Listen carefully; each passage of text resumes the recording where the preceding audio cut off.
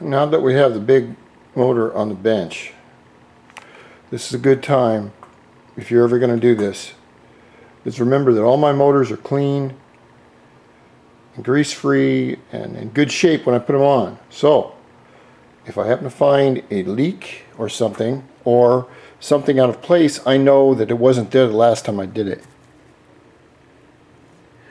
Now I'm noticing a lot of grease down in here. That's not grease. That happens to be this little orange crap right here. This is what we call antifreeze right there. And if you'll see, there is a small puddle of it from here going down to here. It's antifreeze. That means I have antifreeze leaking from either this bolt or this one here. And I've also put some JB Weld right here around this to seal it. It didn't do good a job, and around here too, this is all wet. So I know that I'm leaking antifreeze from these bolt holes. And that happens because the studs are a certain width around and the holes are a little bit bigger. But I may just take, I can just take a Dremel right here and chip this off and take it all the way down, which I think I'll do. See what's going on. I don't mind antifreeze dripping out of the top of the head, but I do not want it dripping exhaust coming up and going through here. Because if the exhaust comes up and goes into the head, then you lose all kinds of pressure and you got all kinds of problems. So I look over here and I notice that it's pretty gritty down in there. That shouldn't be like that. That should be perfectly clean. And this is another thing I take care of. This area right down in here, the seam, I put gray Moto seal on this line all the way around, and then in the back. And you can see the back. I don't know if you can see with the light. Let's see if we can lift that up here. Oh shit. I'm always doing something like that. Alright bitch, leak all over everything. Go right ahead. Next time I'll buy a Suzuki, you piece of shit. See, and I look at this back here, and I notice that it doesn't look quite right.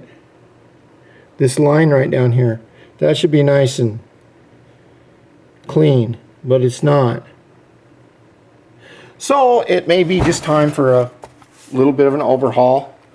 You can see the piston right up in there. I don't know if you can see it. Yeah. So let me get a flashlight. This is another thing you can look at too. You can take a flashlight, stick it down the bore and see what you can see. You might see a nightmare staring right at you. Like, uh-oh, there's a little bit of water down in there. I don't know how it got in there. Not water, but just stuff that shouldn't be in there, I don't think. And we can see the piston right there.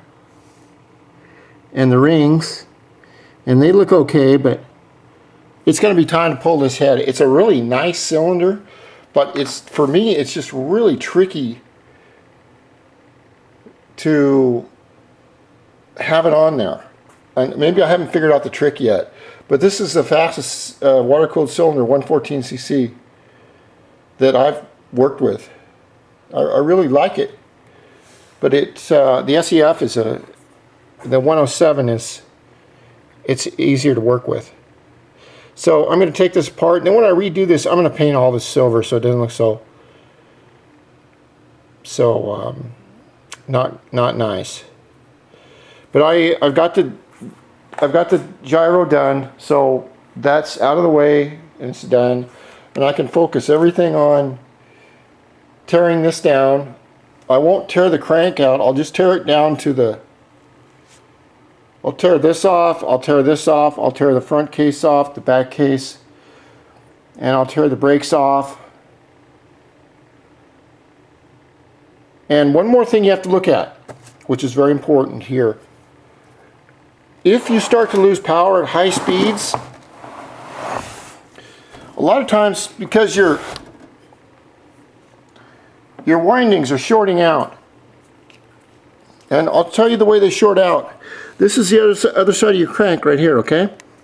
Now, if you look down in here very closely, it should be nice and dry and no little piece of oil like there is down there. Fuck. Damn it. That means that the seal on this side is gone. And I'll tell you what, I've lost a few seals. The reason that seal is gone, I figured out, is because the run out on these cranks is not zeroed.